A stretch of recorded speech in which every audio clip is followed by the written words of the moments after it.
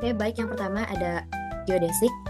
Geodesik ini merupakan ilmu pengukuran atau dan juga pemetaan bumi. Nah, ilmu geodesik ini dapat juga digunakan dalam menjabarkan gerak jatuh bebas suatu partikel dalam ruang bermetrik. Dalam kasus geodesik, yang pertama, untuk mencari jalur terpendek dari lintasan. Yang di sini ada titik yang awal, kemudian di sini ada titik akhir, di sini ada sumbu X, dan di sini ada sumbu Y. Sehingga yang dicari di sini merupakan Y sama dengan Y fungsi X. Untuk mencari jalur tercepat, kita harus mencari dari titik yang di sini, kita proyeksikan, kita anggap garis dari titik kedua ini lurus. Sehingga dalam mencari nilai S, kita memerlukan Y sama dengan Y fungsi X, kemudian diturunkan menjadi ddxy sama dengan ddxy fungsi X, kemudian ddxy sama dengan tadi turunan dari Y fungsi X, yaitu Y aksen, kemudian dy sama dengan Y aksen dikali dx, karena dx itu pindah ruas.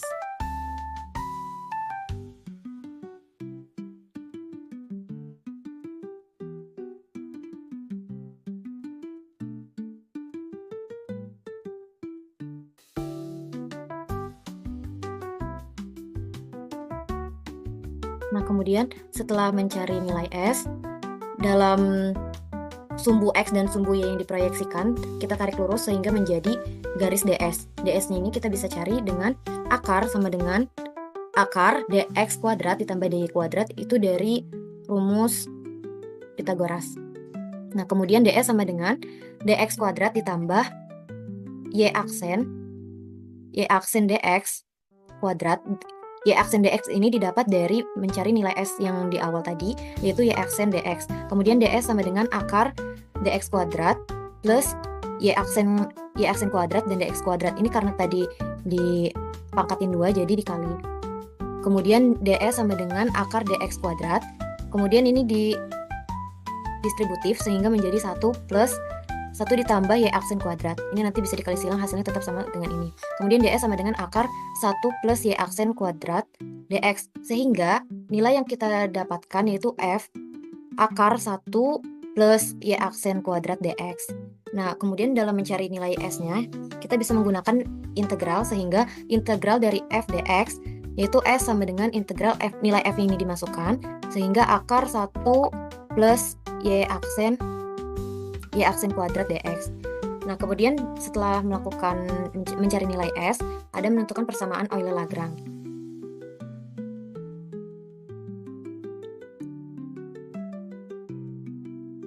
Nah, dalam menentukan persamaan Euler-Lagrange, itu terdapat persamaannya yaitu do YF sama dengan DDY do Y aksen F. Kemudian dari persamaan yang kita dapat, kita bisa mencari persamaan dari ruas kiri dan juga ruas kanannya. Nah, yang pertama itu dari ruas kiri atau yang sebelah sini. Itu ada do YF sama dengan do Y dalam kurung F-nya itu tadi nilai yang tadi kita dapat itu akar 1 plus Y aksen kuadrat. Nah, kemudian di nilai F ini kita turunkan ke Y, sehingga di sini kan adanya Y aksen. Nah, karena tidak ada variabel Y, maka tidak bisa diturunkan sehingga menjadi konstanta, makanya 0. Nilainya hasilnya 0. Sehingga nilai do Y F sama dengan 0 karena nilai fungsi yang terdiri dari Y dan Y aksennya itu di mana variabelnya itu tidak sama, sehingga tidak bisa diturunkan. Makanya ini menjadi konstanta. Kemudian dalam ruas kanannya itu ada do Y aksen F sama dengan do Y aksen 1 plus Y aksen kuadrat pangkat setengah. Nah, pangkat setengahnya ini dari hasil yang tadi F ini pangkatnya akarnya diubah menjadi pangkat, sehingga bentuknya 1/2. Nah, kemudian do Y aksen F sama dengan setengah ini langsung diturunkan karena di sini Y aksennya bisa diturunkan, jadi setengah. Kemudian 1 plus Y aksen kuadrat pangkat min setengah, terus ini yang Y aksen kuadrat ini diturunkan sehingga menjadi 2 Y aksen. Nah, kemudian do Y aksen F sama dengan Y aksen 1 plus Y aksen kuadrat pangkat min setengah. Nah, kemudian dari min setengah ini min itu kan biasa kita proyeksikan menjadi pecahannya. Jadi do y aksen F sama dengan y aksen per akar 1 plus y aksen kuadrat. Sehingga ddx dari y aksen per akar 1 plus y aksen kuadrat itu sama dengan 0. Sehingga ruas kanannya ini menjadi konstanta. Nah, dikarenakan persamaannya itu terdapat variabel x atau koordinat ruang sehingga hasilnya menunjukkan konservasi suatu kuantitas yang tidak langsung berbentuk turunan kedua. Nah, berbeda pada kasus bandul, bidang miring dan juga pegas, variabel yang digunakannya itu ada T atau waktu dalam satuan sekon, sehingga hasilnya adalah persamaan gerak dengan turunan kedua waktu. Kemudian cara yang ketiga yaitu menyelesaikan persamaan Euler-Lagrange. Dalam menyelesaikan persamaan Euler-Lagrange ini, kita menggunakan persamaan yang sebelumnya, yaitu y aksen per akar 1 plus y aksen kuadrat sama dengan C. Nah, C-nya ini konstanta, sehingga y aksen sama dengan C akar 1 plus y aksen kuadrat. Nah, kemudian untuk menghilangkan akarnya ini, kita pangkatkan kedua ruas ini, sehingga y aksen menjadi y aksen kuadrat sama dengan C kuadrat. Nah, tadi kan dipangkatin 2, nah berarti kalau dipangkat 2, akarnya bisa dicoret, sehingga 1 plus y aksen kuadrat. Nah, kemudian y aksen kuadrat sama dengan C kuadrat plus C kuadrat y aksen kuadrat. Ini bisa dikali silang.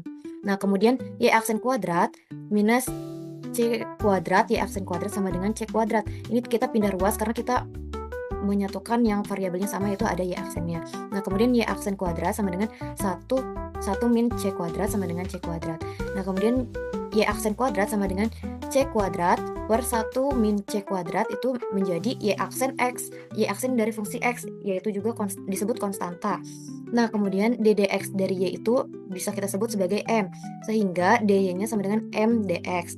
Kemudian untuk mencari persamaan garis lurus atau biasa disebut gradien, itu menggunakan integral, sehingga diintegralkan menjadi dy sama dengan integral M dx. Sehingga nilai y sama dengan mx plus c itu persamaan garis lurus atau yang kita sebut gradien. Baik, selanjutnya pada Aristoteles. Oke, baik.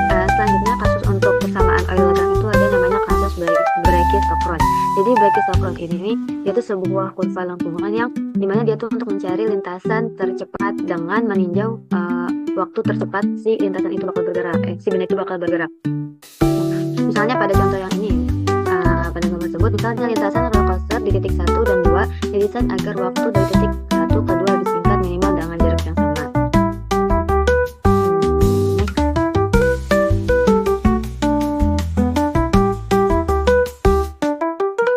Di sini kita pakai persamaan GLBB karena kan mencari lintasan dia kecepatannya kan berubah-ubah, jadi kita pakai persamaan GLBB, yaitu V1 kuadrat sama dengan V0 kuadrat ditambah 2S. Maka nilai V2 dapat dicari dengan menggunakan percepatan gravitasi serta jarak. Itu menjadi V2 kuadrat sama dengan V1 kuadrat ditambah 2GY. Terus V1 kuadrat itu kita anggap aja 0. Terus berarti V2-nya jadi tinggal angka 2GY. Kemudian ini kan kita mencari lintasan tercepat. Jadi kita ambil sampelnya dengan DS. DS itu kan DS sama dengan akar dari dx kuadrat ditambah dy kuadrat, diambil dari rumus Pythagoras yang sudah dibahas sebelumnya, yang dimana y dalam problem ini berperan sebagai variabel bebas, sedangkan x-nya itu variabel terikatnya. Berarti dx-nya bisa kita ganti menjadi ds sama dengan akar 1 plus x aksen kuadrat dy. Karena tujuan dari permasalahan ini untuk menjadi waktu tersingkat, maka dapat dituliskan persamaan yang menjadi t sama dengan integral dt. Dt itu sama dengan ds per dv. Kemudian kita substitusikan persamaan ds dan juga v2. Kan tadi kita pakai rumus t sama dengan integral dt. Kita substitusikan ds sama v2-nya menjadi t sama dengan integral akar 1 plus x aksen kuadrat per akar 2GY dy. Jadilah rumus t-nya itu t sama dengan 1 per 2g. G itu kan percepatan gravitasi. Percepatan gravitasi itu kan konstan, makanya dia dikeluarin. Jadi 1 per akar 2g integral akar 1 plus x aksen kuadrat per akar y dy. Itu yang integral akar 1 plus x aksen kuadrat per akar y itu dia akan menjadi nilai f. Tuh. Untuk Untuk langkah penyelesaian kasusnya sama seperti penyelesaian kasus geodesik, itu kita pertama tentukan nilai S, kemudian tentukan persamaan Euler-Lagrange, kemudian yang terakhir baru menyelesaikan persamaan Euler-Lagrange. Pertama, untuk menentukan nilai S-nya. S-nya seperti kita ketahui rumusnya itu kan S sama dengan integral f dy, yang dimana kan nilai fungsinya itu pada yang tadi sebelumnya, yaitu yang integral akar 1 plus x aksen kuadrat per akar y. Nah, setelah itu kita substitusikan pada rumus S. Next. Oke, selanjutnya yang berikutnya itu menentukan persamaan Euler-Lagrange.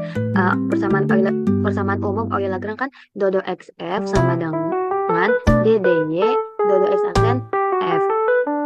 Pertama-tama kita kerjakan dulu pada ruas kirinya, yaitu dodo xf, yang dimana kan tadi f-nya itu kan akar 1 plus x aksen kuadrat per akar y. Kita substitusikan, jadi dodo xf sama dengan dodo x akar 1 plus x aksen kuadrat per per akar y, yang dimana ketika kita turunkan itu hasilnya 0. Kenapa? Karena di antara komponen turunannya itu x, variabel x-nya, dan pada komponen si f itu dia nggak ada variabel yang sama, makanya hasilnya 0. Tuh, ini kan yang satu itu x, yang satunya itu y, dia kan tidak sama variabelnya, maka tidak bisa diturunkan, makanya hasilnya 0 atau konstan. Terus kita lanjut ke ruas kanan. Ruas kanan itu ada dua komponen, ada ddy sama dodo x aksen f. Kita cari yang dodo x aksen f-nya terlebih dahulu. Seperti yang pada ruas kiri, kita substitusikan f-nya, berarti dodo x aksen f menjadi dodo x aksen akar 1 plus x aksen kuadrat per akar y. Kemudian 1 per y-nya bisa kita keluarkan, karena y ini kan antara ini kan ada x aksen, yang satunya juga ada x aksen, jadi 1 per akar y-nya bisa kita keluarkan. Kemudian berarti jadi dodo x aksen f sama dengan 1 per akar y dodo x aksen akar 1 plus x aksen kuadrat. Kemudian akar 1 plus x aksen kuadratnya kita turunin menjadi menjadi 1 per 2 1 plus x aksen kuadrat pangkat minus setengah 2x aksen. Berarti setelah itu kita kalikan, kita jumlahkan, kita operasikan menjadi berarti nilai dodo x aksen f-nya menjadi x aksen per akar y akar 1 plus x aksen kuadrat, sehingga persamaan Euler-Lagrange pada kasus ini menjadi d dy x aksen per akar y akar 1 plus x aksen kuadrat. Nah, ini apabila diturunkan terhadap y itu dia menjadi 0 atau konstanta. Kenapa? Karena pada metode Euler-Lagrange itu ruas kanan dan ruas kiri itu memiliki nilai yang sama, di mana pada ruas kiri benar 0, sehingga nilai dari ruas kanannya benar 0. Sebenarnya untuk hasil ruas kanan ini dia tidak 0, sebenarnya ada jawabannya, tapi dimasukkan ke rumus Euler-Lagrange sehingga hasil menjadi 0.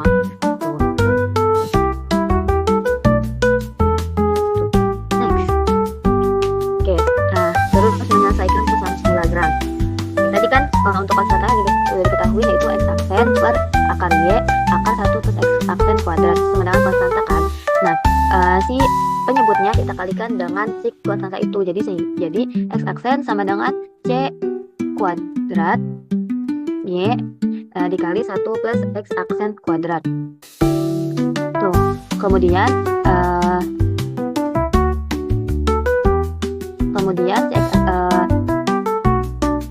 x aksen c kuadrat y nya itu kita kalikan ke 1 plus x aksen kuadrat, sehingga jadi x aksen sama dengan c kuadrat y ditambah c kuadrat y x aksen kuadrat. Kemudian yang c kuadrat y x aksen kuadratnya kita pindah ruas menjadi x aksen kuadrat dikurangin c kuadrat y x aksen kuadrat sama dengan c kuadrat y. Kemudian x aksen kuadrat menjadi c kuadrat y per 1 per c kuadrat y. Karena tadi x aksennya itu kuadrat, jadi pindah ruas jadi akar. Jadi x aksen sama dengan akar c kuadrat y per 1 min c kuadrat y. Nah, di situ antara pembilang dan juga penjemputnya dikalikan dengan 1 per c kuadrat menjadi x kuadrat x aksen sama dengan akar y per 1 per c kuadrat min y, yang dimana 1 per c kuadrat itu bisa kita ganti dengan d, sehingga x aksen sama dengan akar y per d min y. Udah 2.